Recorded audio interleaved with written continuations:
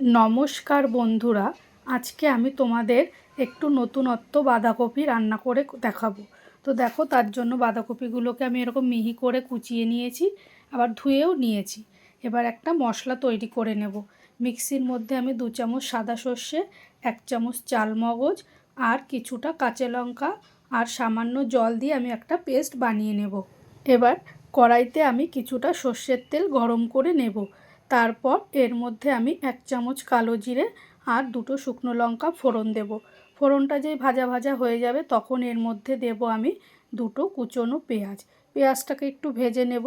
1 চামচ নুন দিয়ে এটাকে আমি ভালো করে ভেজে নেব। তো দেখো, আমার কিন্তু পেঁয়াজটা ভালো ভাজা হয়ে গেছে। এবার এর মধ্যে দেব আমি 2টো টুকরো করে রাখা টমেটো। টমেটোটা দিয়েও একটু নাড়িয়ে চাড়িয়ে নেব। বেশি নাড়াবো না, একটু নরম হলেই হবে। তো টমেটোটা দিয়ে দিয়েছি। এবার দিলাম আমি ওই কুচনো বাঁধাকপিটাকে দিয়েও আমি একটু ভালো করে নাড়িয়ে চাড়িয়ে নেব, তাহলে কি জিনিসটা একটু কমে যাবে। তো দেখো, নাড়িয়ে চাড়িয়ে নিয়েছি। এবার দিলাম 1 বাটি মটরশুঁটি আর দেব পরিমাণ মতন হলুদ। আর আগে তো নুন দিয়েছি, তাই এখন একটু অল্প একটু করে নুন দিলাম। দিয়ে এই সমস্ত কিছুকে ভালো করে মিশিয়ে নিয়ে এবার আমি একটা ঢাকনা দিয়ে ঢেকে দিয়ে গ্যাসটাকে কমিয়ে রান্না করে নেব।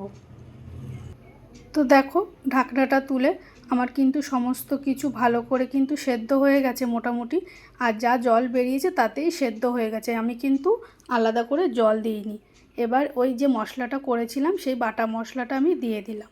আর দিলাম পরিমাণ মতন চিনি। এখানে একটু চিনিটা বেশি দিয়েছি, যেহেতু এটা একটু মিষ্টি মিষ্টি হবে। তো চিনিটাকে দিয়ে আমি আবারও এটাকে রান্না করে নেব। তো দেখো, এটা কিন্তু এই রকম শুকনো শুকনো হবে। আমার কিন্তু রান্নাটা পুরোপুরি কমপ্লিট হয়ে গেছে। এবার ওপর থেকে আমি একটু কাঁচা সর্ষের তেল দেব। দিয়ে এটাকে আরেকটু নাড়িয়ে চাড়িয়ে নামিয়ে নিলেই কিন্তু আমার রেডি হয়ে যাবে আজকে বাঁধাকপির ঘন্ট। তো বন্ধুরা, তোমাদের এই রেসিপিটা কেমন লাগলো আমাকে অবশ্যই কমেন্ট করে জানিও। আর তোমাদের যদি রেসিপিটা ভালো লেগে থাকে অবশ্যই একটা লাইক ও শেয়ার করে দিও। আর হ্যাঁ, সাবস্ক্রাইব করে বন্ধু হয়ে আমার পাশে থেকো।